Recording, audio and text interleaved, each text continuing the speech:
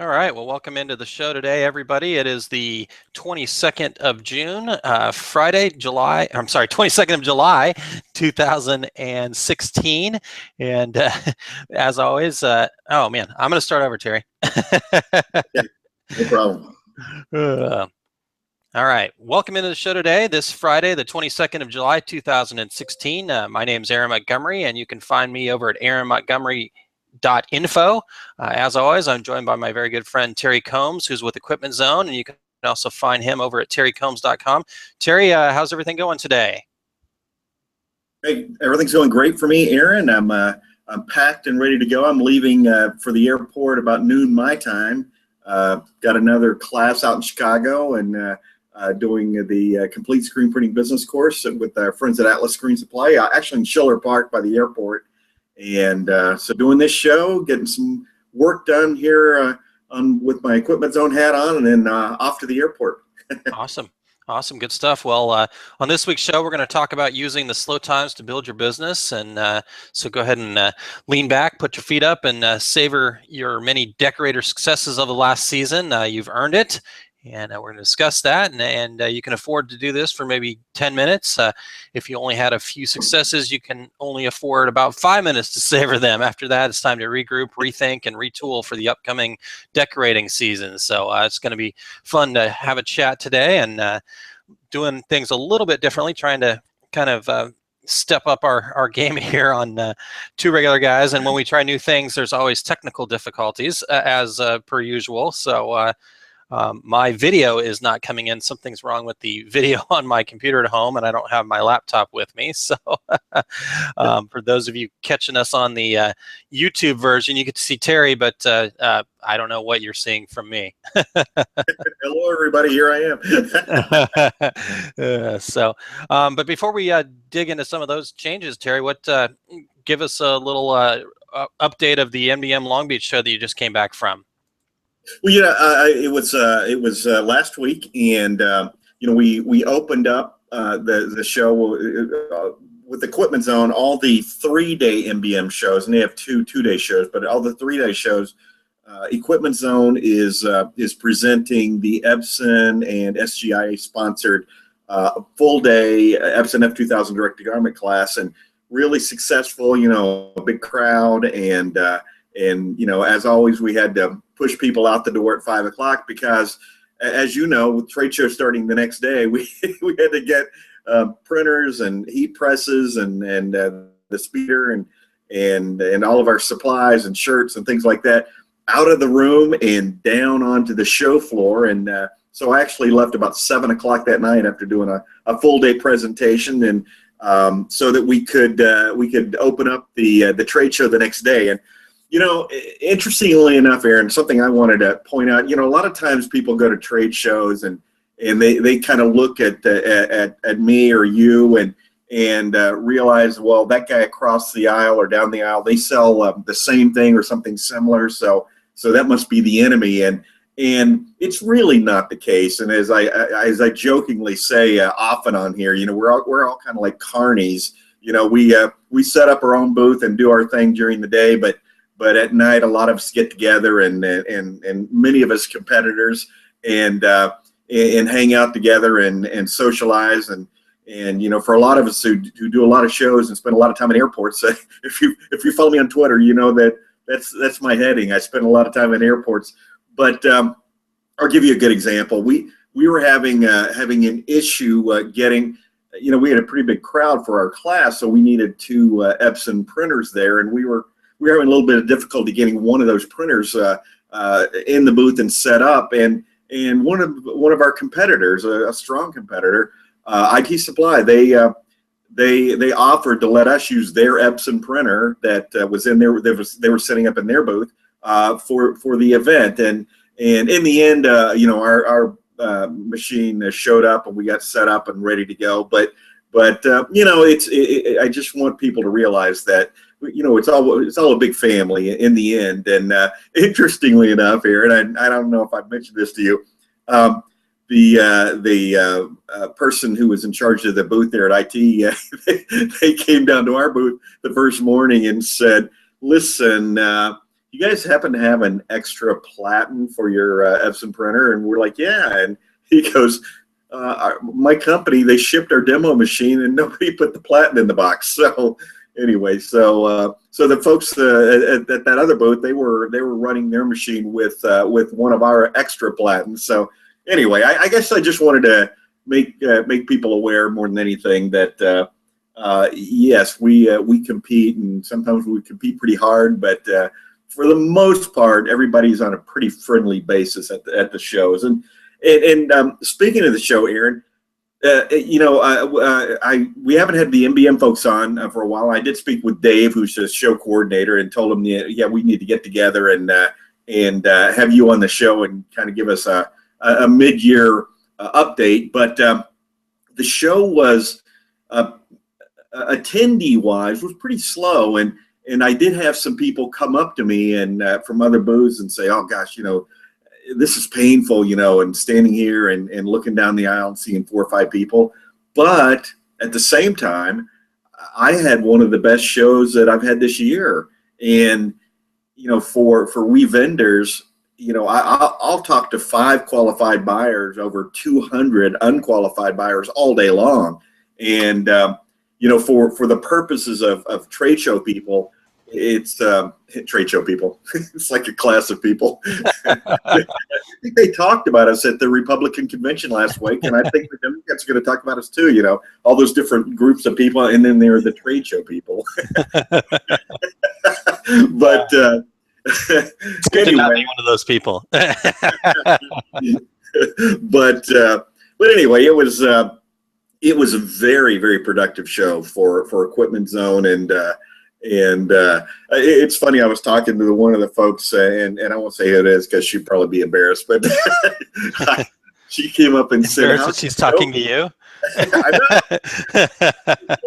know. I said, "It's going fabulous." We had day one. For people who sell equipment, writing orders on day one is kind of unusual if you have a kind of a high dollar product. And I said, we've been writing orders on the first day, and she goes, well, another company came up to me and said, this show is not very good. And her response was, well, maybe you don't know how to sell. So I thought that was pretty good. And we'll have to have her on the show sometime, and I'll let her decide whether or not she wants to admit to that. But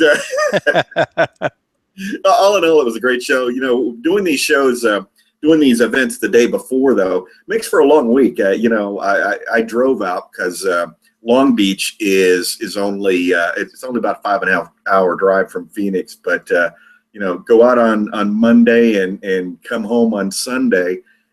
It's a long week. And hey, can I do one more aside for you? Sure.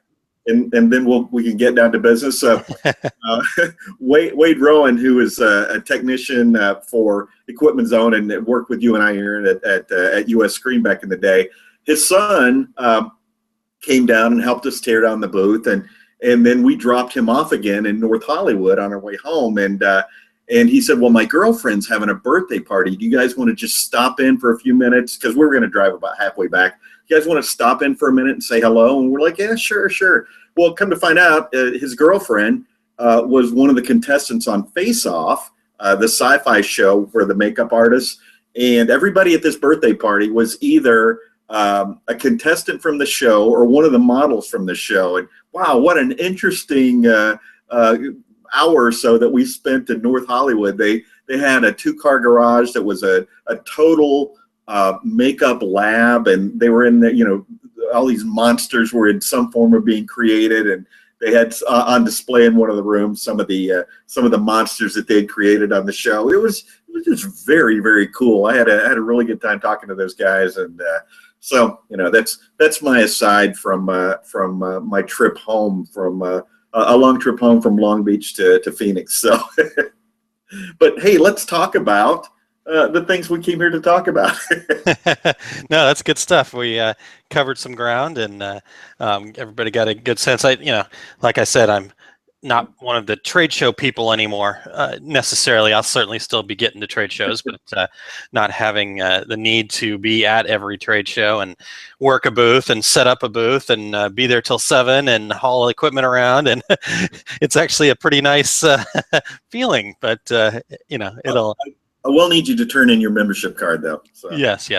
I'll ship that in the mail to you. And no, I'm sure I will miss, and I definitely miss the opportunity to talk with all the people and the friends and stuff like that. So, but anyhow, it was good to get that information and understand what's going on there. And I'm glad that you guys made the best out of a little bit of a slow show. I'd heard the same from some other folks, but again, like you said, if it's a productive show, the people that attended, it's probably great for them to have a slow show because they can get a little more intimate conversation with the folks that they need to talk to there. So you're exactly correct, Aaron.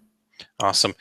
All right. Well, as you can tell, we're trying a new format here. We've done the Hangouts before, but normally just because we couldn't make the other things happen. But we're going to start transitioning here. Hopefully, my personal goal, and I haven't told Terry this yet, so he's learning about it now, is to get this transitioned over to being the format that we use 100% by the time 2017 rolls around. So there'll be some work on the back end to kind of get all of the past 3 years of episodes moved over, but we'll host them all on our website. If you've been over to our website at tworegularguys.com, you'll notice the last 2 or 3 show notes sections also have a new player and stuff in them. So we're going to actually host these right on our the actual podcast portion right on the website, and that'll get streamed out to iTunes. So there may be a time come 2017 where you're going to have to subscribe to a new channel because the current channel is owned by Blog Talk Radio, and it's just time to kind of move on, I think. So.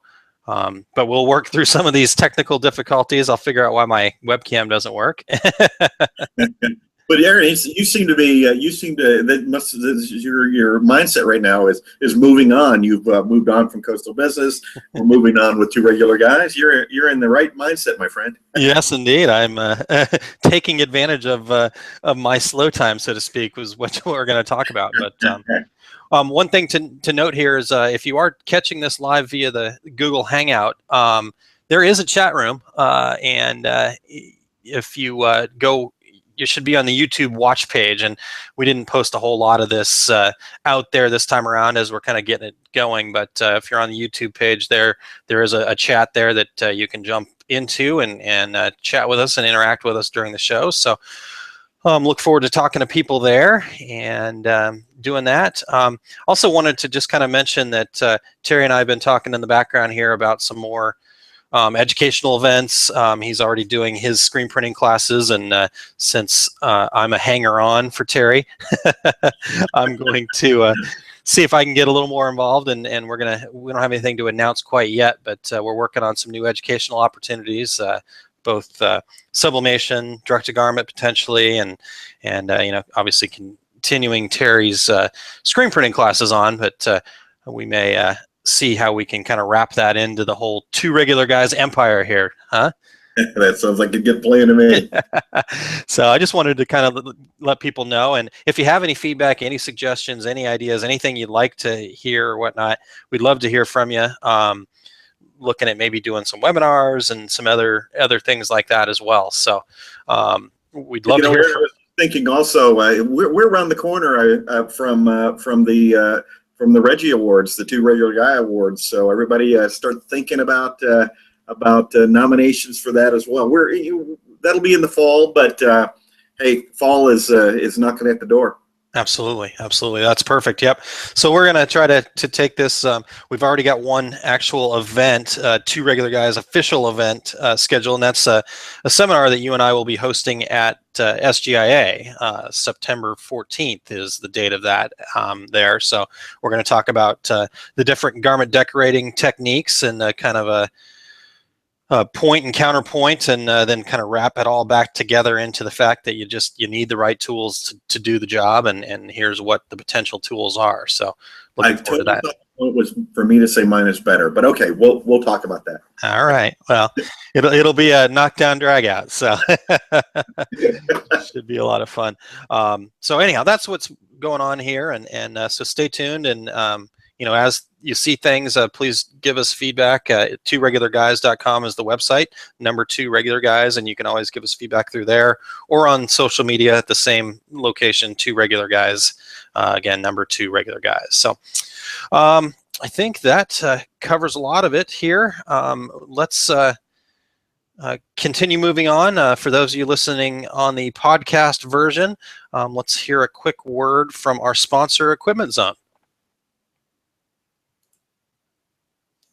All right, Terry. Well, let's dive into our topic here, using the slow time to build our business. Where do we start at? Aaron, the first thing I recommend people do is, and yes, take a minute, take a break, and kind of reflect on what you've accomplished, and I'd say, hey, take that 2-week vacation, but then everybody's listening is laughing because that's not going to happen. Take a long weekend maybe, but the first thing that I think you should do is take a walk around your facility and kind of take stock of it. And one of the things that you want to look at is equipment. And now, Aaron, you're going to have a little different take on this than me probably, but because I come from a production management standpoint, so for me, when I'm taking stock of where I am right now, it's generally out on a production floor. But this is true also of if your shop is in your second bedroom, you can still do this. It's just going to be a shorter walk. But equipment wise, take a look at anything you haven't used in the last year, and this could be in anything from, well, hey, I still have a fax machine. I'm going to confess, I have a fax machine. Have I plugged it in 5 years? No. Is it time for it to go? Apparently it is. So, does that fax machine have the thermal roll paper? No. I had one of those though. I remember when I got my first fax machine, which was many years ago, and yeah, I had the thermal roll, because then we thought we would print it out and put it on the orders and send it down the dryer belt. But the problem is that thermal roll, when it came at the end of the dryer, it was all black. But so everything that was printed out, it was gone. But anyway, I won't get into the weeds on fax machines. But any kind of equipment, maybe if you're in sublimation and maybe you've got 3 inkjet printers that you've used over time, and 1 or 2 of them are dead. You know what? It's time to part ways. And I talked to screen printers that, well, I'd have trouble parting with this 4-color press because I built it myself, and back in the 1900s. 1999. And, so my feeling is, put it in your garage. Ask SGA if they want it to put in their shrine. They don't, by the way. But bottom line is this: clear the space to do some, for production. If it's something that you haven't used or you absolutely are not going to use, it's time to part ways with it and move on. I got an idea, Terry, for that. Okay. Actually, if you've got some old equipment, maybe it was the piece of equipment that you started on or you built to get your business started, and now you've expanded to where you have a showroom. Take that piece of equipment and move it out of the production area and put it up in your showroom and tell a story around it of, this is where we started and this is why we care, kind of thing. That's an excellent idea. That's a really good idea. And hey, everybody likes a story, and everybody, it helps people feel warm and fuzzy about you and your business. So, and here's another thing, Aaron, offer for sale. Maybe there's somebody else that would love the opportunity to get into business or expand their business a little bit, and as they say, one person's trash is another person's treasure. So bottom line, I don't care what you do with it, just move it out of the way, because the more production space you have available, the easier it's going to be for you to do production. And this goes along also to supplies and merchandise. I walk into shops and there are things on the shelf that they've got a quarter inch of dust on them, and I'm almost certain that nobody's going to buy that garment that's been on the shelf long enough to accumulate that much dust. So sell it for 10 cents on the dollar if that's the case. A lot of people will say, but I've got so much money in this inventory. Yes, you do. And if no one's going to buy it, it's worth zero. So I'll take 10 or 20 cents on the dollar any day to turn that whatever dead inventory I have into cash, so I can buy other inventory. That's why when you go into Target or Walmart or Kohl's the day after Christmas, that every Christmas decoration they have and every Christmas tree that's left over and every Christmas stocking that's left over is on sale for 75% off, because they don't want to sit on that for a year. They're going to turn it into cash and buy new merchandise. So you want to move those things out of your off your valuable inventory space and turn it into cash and do something with it. And I've been in that situation. When I first started my business, I would always order a couple of extra of every size. And I looked at these shelves one day and I'm like, oh my goodness, I have 47 colors of t-shirts here on the shelf, and just random this and random that. And so I did two things with it. One is I would have people come in and they would want, I don't really know what I want. We just want our logo on this. And I'd say, you know what? I'm going to give you a really special deal if you let me do an assortment of colors for you. Well, that sounds really cool. Let's do that. And so that's one way. And the other way I did it is I didn't really have a walk in the door retail shop. So I talked to a screen printing friend I knew who did have retail, and I said, listen, I'm going to sell all these random garments to you for 50 cents on the dollar. And he said, I'll take everything you have. And did I lose a little money on it? Yeah. Was it extra merchandise that I bought that I took into account when I created the order in the first place? If I had 100 extra larges and I bought 2 additional ones, I built that into that original purchase. So in the end, yes, did I lose cash money on it? Yes, but I also had built that into my price anyway. So in the end, the 50 cents on the dollar I got was money in the bank. So yeah. You got to do that now and again, and if it's your slow time, and we didn't really talk about this, Aaron, but everybody's slow time's different. Some people right now are just hammering away on summer printing. We talked to a lot of people, you and I both, that back to school is their big time, so they're coming into their busy time. But this show is about when you're in the valley, and everybody has peaks and valley. If you have a business that is just banging away, steady as an arrow, 12 months out of the year, more power to you.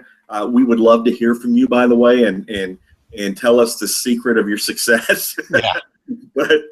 But you're going to have those ups and downs. And the next subject I wanted to speak on, Aaron, unless you have another comment there, is inks and chemicals and all those things that we all use, no matter what kind of business we're in. We all have things that we need to dispose of, and again, for screen printers or really, let's go to sublimation. This cartridge, stopped working halfway through. I'm going to put it there on the shelf and figure out how to get the rest of the ink out of that. And this one I did this with, and this this is from that dead printer over there. I've got 47 cartridges that I bought on closeout that, my gosh, I'm going to figure out some way to use those. You're not going to do that. Yeah. So dispose of them, and of course dispose of them properly. So I have certainly called, and you can Google in your community. I've certainly called the Safety Clean people, and usually it's when I come in and take over running production in a new shop where, like, what is this 55-gallon drum here? Oh, well, when we get to the bottom of an ink container, we just scoop it all into there. And to what end? What are you going to do with that? Well, we were thinking we'd all mix it all up and make black ink out of it. That's a terrible idea. So I'm calling my friends at Safety Clean saying, okay, I've got a 55-gallon drum of plastisol ink. I need you to come get it.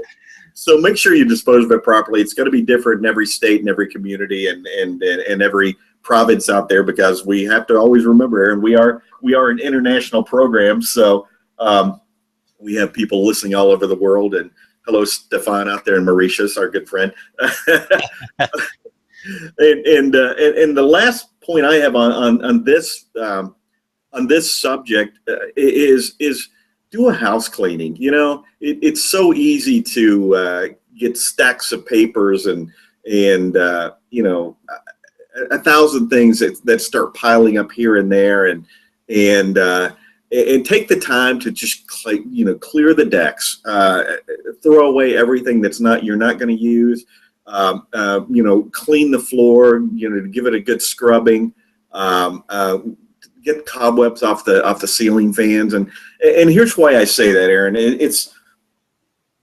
I think that a clean shop, and what I'm talking about showplace shop. Your shop should be a place where people, if your best customer showed up by surprise this morning, could you take them out and walk them through your production area?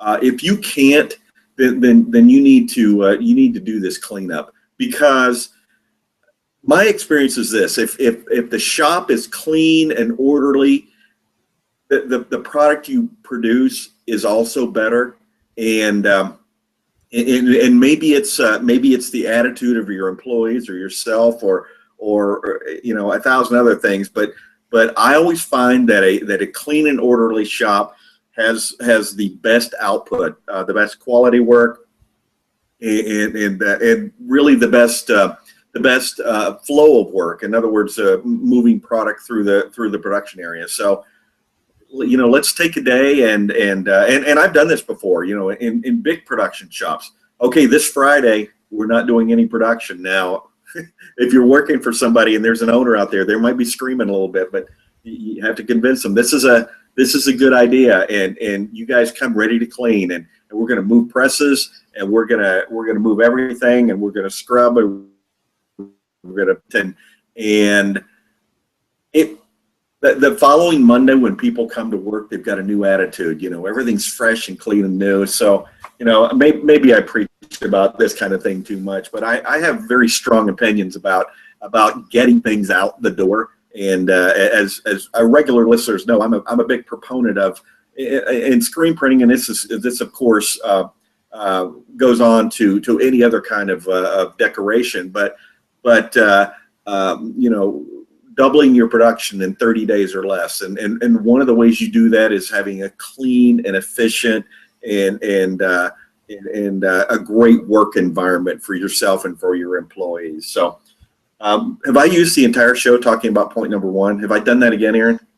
We're getting close, but no, we're doing okay. One quick note to add there, just something that popped into my head as you were talking about the cleaning part specifically. This is a great time of year to take on that project. Like you said, if you're a little bit slower, you can have that day where you don't need to get production out that day, and just have everybody kind of all hands on deck, get that done, and certainly a good time. But you also have plenty of kids out there that are on summer break from high school or college or whatnot that are looking for something to put a little extra money in their pockets, and they'd be more than happy to come in for a day and clean things up, for some cash in their pocket at the end of the day. So that's an excellent goal. He had a summer job that all the schools in the district needed to have their floors waxed.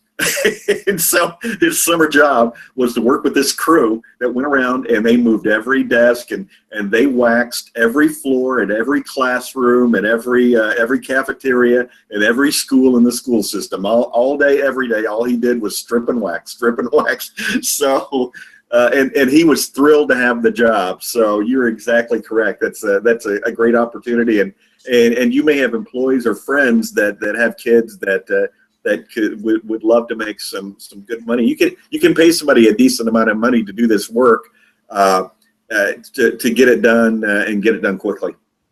Yep, exactly. All right, well, let's get on to number 2 here. What's the next part? Now that we've got everything cleaned up and we feel good and refreshed and ready to go, what's next? Well, I think the next thing that we talk about is projecting sales, projecting our output for next year. And, some people, they shrug their shoulders and think, gosh, I don't know. But if you've been in business for a couple of years, you can look at what percentage of increase have I had over the past 3 years, or what is it that I'm going to do differently, or what market am I going to add that's going to add to my production schedule. And so you're going to project, okay, here's where I think I realistic, and maybe I'm going to grow my business anywhere from 5 to 25%. Take the high end of that and say, okay, do I have the equipment and do I have the staff capable of doing that increased production? And sometimes it's something people don't think about. They start taking more orders and find themselves backed against the wall.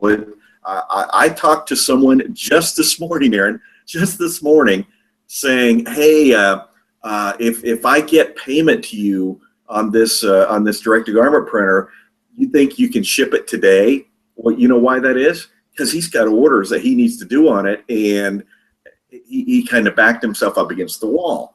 And so take a look at, while you're slow, okay, next year, do I have the capability to do this? Now, before you get all crazy and say, gosh, yeah, I need to go out and buy, 3 more heat presses, or I need to go out and buy, an automatic press, or I need to go out and buy a bigger dryer, or whatever it is in your particular situation. I need to go out and buy 10 more heads for embroidery. Take a step back and take a good look at how efficient you are at what you do. And that's either equipment, it's also personnel. So could I do what I'm doing better?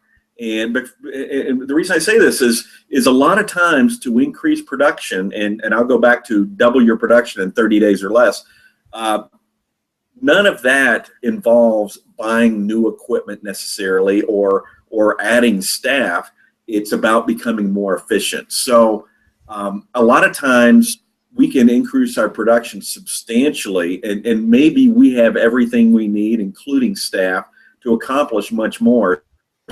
So while you take a look at am I being as efficient as I possibly can to get product out the door? Be realistic about it. You can't say, well, I know that my employees could do whatever this process is 50% better. Well, how is that going to happen? What are you going to do to make that happen? So, but before you invest money, put your thinking cap on and see how you can accomplish this task better. Yeah, and one real quick point on that, Terry. This is really more about putting that plan in place. You're making your projections, and but with those projections and with those needs, maybe you do actually have a need that you need more staff or you need more equipment down the road. This is just an opportunity to take a look at those things and start getting the ball rolling. I mean, if you you wake up tomorrow and you need new staff right away, you're going to be in trouble because you're going to grab whoever's available. But if you start the planning process now and start making some contacts and start getting things out there, then by the time you do actually need somebody, you can actually find the right person because you've expanded your network to find people that are actually right for the job, not just somebody who's right for the job right now. And the same thing with equipment. Start that process. Give Terry a call to start talking about your direct-to-garment needs right now, so you don't end up with that job that you need to get tomorrow to make sure that printer ships today, and then it gets there, and oh, by the way, you have to actually learn how to use it and things like that. So. Yeah, Aaron, the way I look at it, there's going to be three options. One is increased staff, and including up to creating an additional shift, and that could be another whole show, what it takes to add that second shift or add employees to your business. But that's option number one is more people and add to your production time with the equipment you have. The next thing is maybe, if my increased production need is only for 6 weeks, then maybe it's time to look for a contractor, because adding equipment and adding staff for a 6-week bump in production isn't always the best idea. After 6 weeks, are you going to lay people off?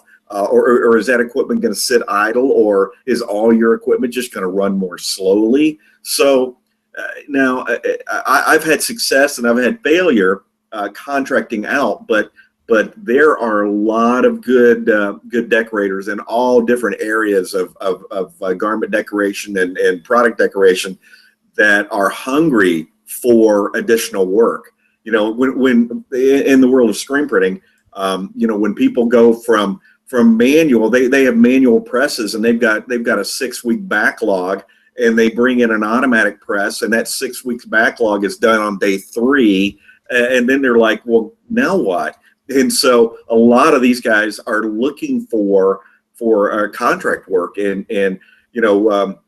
our friend Pierre up in Cleveland, Jim Nicky, he's a contract printer. I mean, that's his business, and there are more and more of those folks out there. I started in business as a contract printer, and that's what those folks are there for. Either to do all your production, which is a lot of people who ASI folks, people like that they do all their production, but more importantly, those are the folks that can take on that bubble of production you have, and save you a lot of money in equipment, staffing, and a lot of headaches. So, and the third thing is, yes, maybe you do need to add equipment, and Aaron, this comes back to your point. If you need to add equipment for a heavy part of your schedule that's going to start, 2 months from now, buy it now. Do not wait until 2 months from now, because first of all, it's never going to happen the way you expect it. I've had just amazing things happen to me in production wise. I bought a new dryer at a trade show one time, a new conveyor dryer, and when it came through the door, the whole top of the dryer was crushed. It had been in the trucking company paid for it because they had packed some things in with that dryer that fell over and crushed the dryer hood. And yeah, I mean, did they replace it? Absolutely. Did it take 3 weeks for it to happen? Absolutely. So Yeah. But you have to allow for that. It's just like anything else. If somebody says it's going to be 2 weeks, figure it's going to be 4. And add to that, not only are you bringing in the product, but you also need to make sure that you have employees that are up to speed to run it. So keep that part in mind as well. So it's make sure that as you were saying, Aaron, you allow for that learning curve, and especially with new employees. And gosh, this is a fabulous time to do training with your current employees and with your new employees. And yeah, I guess you have to suck it up a little bit, and because my revenue is going to come here in the future, but the investment is right now today in equipment and employees. But if those folks are up to speed on that equipment, when the peak comes, it's going to be a much less painful occurrence when it actually happens. Yeah. Well, then that kind of leads us into the next point actually here. So, we're talking about new equipment and kind of beyond the purchasing of it. What's all involved there? Well, it's as I said, for various reasons, things are going to go wrong, and you just really have to allow for, there's a lot to think about, and you have to work through the whole thing. And I've had people where, equipment I've sold, or people I know who've bought equipment that when it gets there, they realize they don't have the proper electrical and a thousand other things. They maybe the equipment requires a compressor, and well, I didn't think about that, and or where am I going to put that compressor? Gosh, I didn't realize how loud that compressor was. A lot of things like that. So I'm going to go back to my original thought of just do this ahead of time, and so that people are running smoothly and they're comfortable with the process once it's time to gear up. Because, oh my gosh, thinking that you can gear up when the orders start flooding through the door is a nightmare. And we spend enough time working late hours and working early hours, and when our crew goes home, spending the night doing more production ourselves just to try to get ahead. Here's my take. A lot of people, too many people, probably the majority of people in our industry, they run their businesses in crisis management. When the bubble comes, I'm not prepared, and so they're gonna be tearing their hair out, and see, nobody can see you. Everybody can see me. Well, I've got a little more hair than you, but it's receding quickly. Who knows that? Who knows that? Exactly. Just a picture. Well, hey, before, did you tell us the story about the truck driver in the football game? Oh well, yeah. No, I didn't, and that one I wanted to hear. So I have not heard that one before. So that's why. Wait a second, a story I haven't heard of Terry's. Let's hear that one. I thought that we couldn't be friends anymore because I have told you everything I know. But here's another one. I had a situation where I'm waiting for delivery of a piece of equipment, and yeah, I needed it soon, and I had allowed for for all the things that needed to happen with electrical and this and that, and the guy doesn't show up, and I'm calling the trucking company, and they were, well, we'll find out for you. And guy shows up the next week, and he basically said to me, there was a playoff game, and I really wanted to see it, so he just pulled over somewhere and checked into a hotel and watched this NFL playoff game rather than deliver my product, So it's that was it. That's a dedicated fan right there. You got to admire that, and I can't remember what team it was, but I was in no mood to talk to him about who won the game. Yeah, that's funny. All right, well, let's get through the last point here, and I think we'll make it happen here if you don't mind going a little bit long here today. Hey, I'm good, Aaron. As long as I can wrap up my equipment zone work here and leave for the airport in a couple hours. Perfect. We'll be quick through this part, and maybe at a later date we can come back and dig a little deeper into this piece of it. But we'll just give you a quick high-level overview of the fourth point, and that's the promotion and marketing for a new season. So why don't you kind of start us off, Terry, and I can actually add more to this section.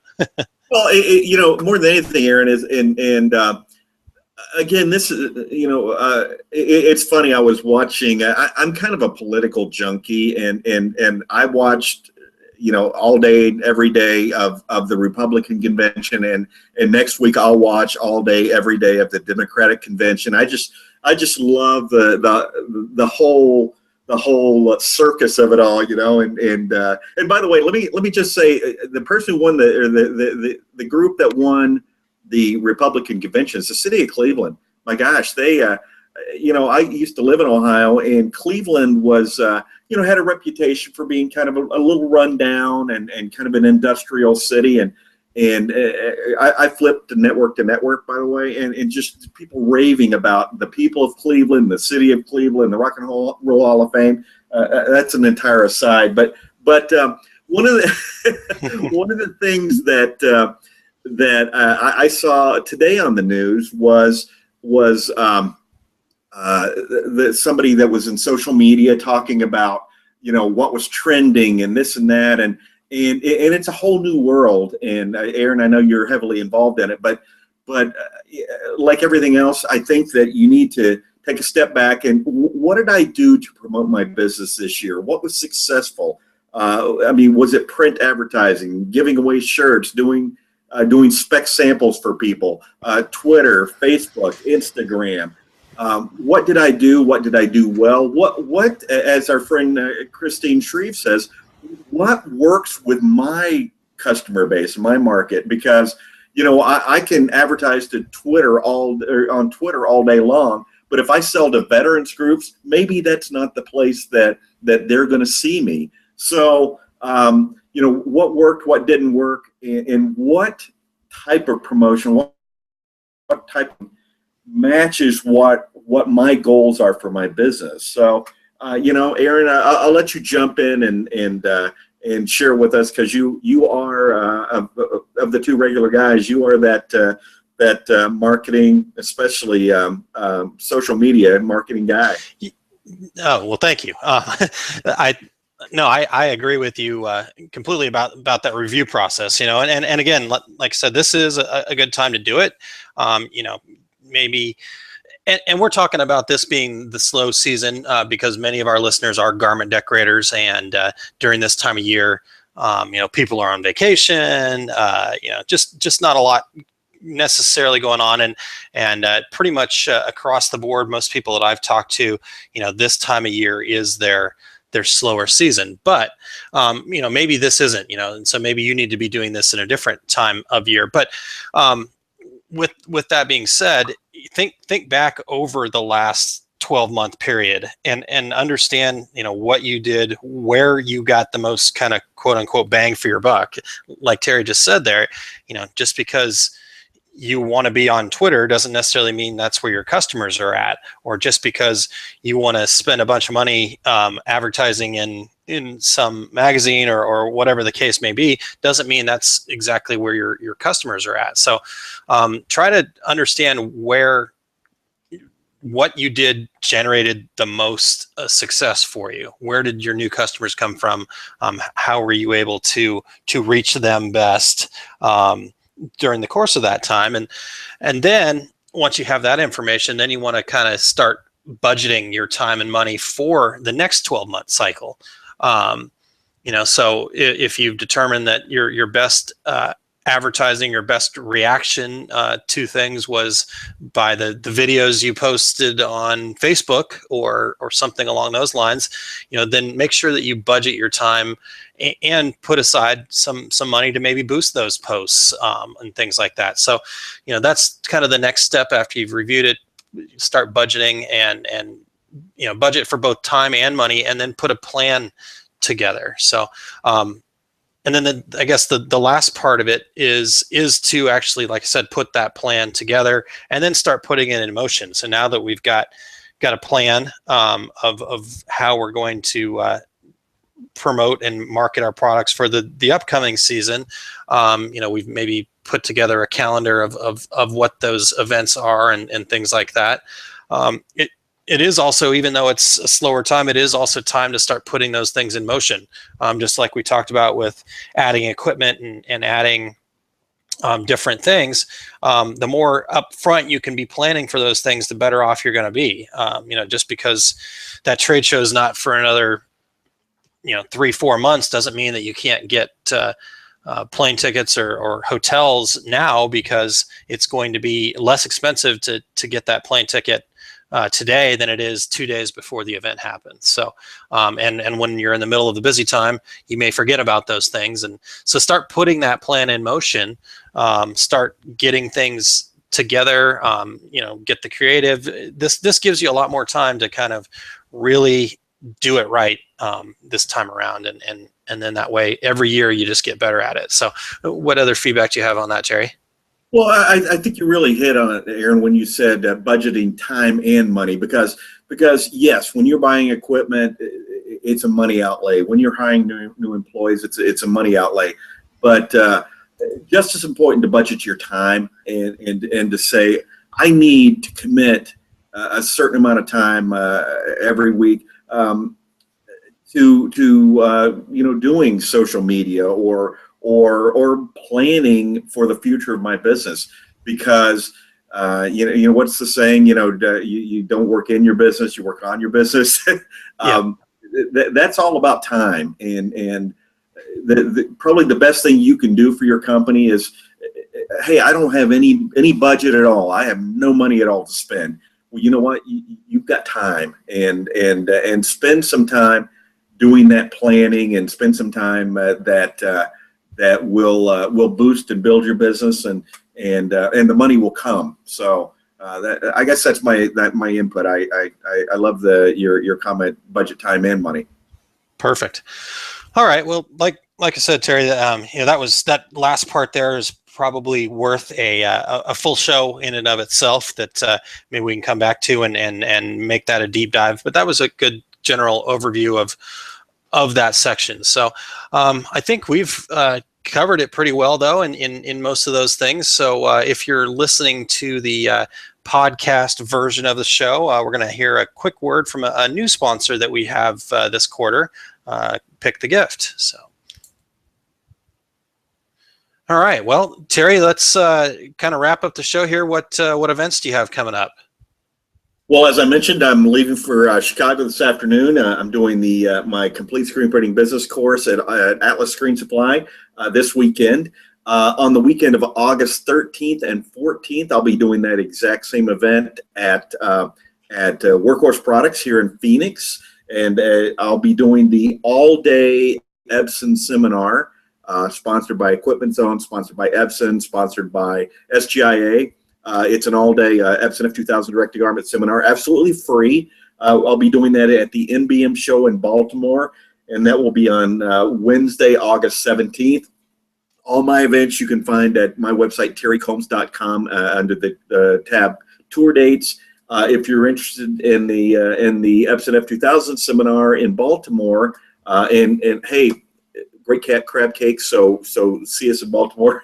You can find that at the nbmshow.com. And how about you, Aaron? Anything on your agenda with your newfound freedom? Well, I did want to remind everybody, we talked about it a little bit earlier, but I did want to remind everybody that upcoming September 14th at 3 p.m. to 4:30 p.m. Las Vegas time there, Pacific time, you and I will be having our Two Regular Guys SGIA seminar.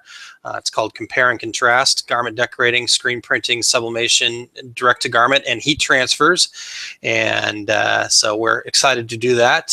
So head on over to sgia.org/expo/2016, and you can look up education by day there, and we'll put a link to it on our website as well. So get signed up for that. It'll be a good time and lots of good information, something that you and I have talked about before, and we're excited to present to everybody again here in Vegas. Looking forward to that, definitely. Yep, and as I mentioned, planning ahead, I actually do have my tickets to Las Vegas. I already booked them, since it's my own dime now. I wanted to find it as cheaply as possible. Well, I too am and getting ready to do that. I just had a conversation with Harry over at Equipment Zone, because he'll be flying out for some meetings as well. So we're trying to coordinate that, and looking forward to you and I hanging out in Vegas again. And I don't know, do you think we should try one more time for you to teach me to play craps? Because you just put your money there, and I put it there. Sometimes I make money, sometimes I lose money. I still don't get what I'm doing. Yeah, well, after last time's abuse that I took, my wallet took, we may skip that part and just try to find some cheap beers instead. So Right. That's good too. yeah. So all right, should be a good event. And then next week's show, we're excited to to announce, just confirm today that we're going to be talking to Lon Winters with Graphics Elephants, and we're going to be talking to him about his business and the consulting work that he does, and so this is. If you're not familiar with Lon Winters, you should be. He's a screen printing icon and industry expert for sure, and somebody that you'll want to listen into. And so we'll get him on the program next week. And let's see here, trade shows upcoming. We've got the Embroidery Mart Nashville event, August 5th and 6th. The NBM Baltimore event that Terry just mentioned, that's happening August 18th through the 20th. Then you've got the ISS show in Nashville, Tennessee, September 8th through the 10th. And as we just mentioned, the SGIA Las Vegas show around the corner, September 14th through the 16th. So some great events to get out there too. And I think that's about covers us for today, Terry. If anybody has any events you'd like for us to share on our show or post on our website, please hit us up again at tworegularguys.com, and you can also find us on Facebook and Twitter at 2regularguys. It's the number 2 regular guys. Terry, look at us, Aaron. Exactly 1 hour. We are getting pretty darn good at this after 3 years. Only took us 3 years, but yeah, still technical difficulties. Oh well. All right. Well, Terry, safe travels to Chicago, and enjoy the muggy weather that we're dealing with here in the Midwest. Getting out of the 100. My dad told me it was going to be 114 there in Arizona today, though. So probably toasty warm. Nice. All right. The temperature where it's hard for the planes to take off. Once it gets up to about 115, it's hard for them to get lift. So. Oh boy. Well, travel light then. Sounds like a plan. I will look forward to talking to you and Lon Winters next week. All right. Thanks, Terry.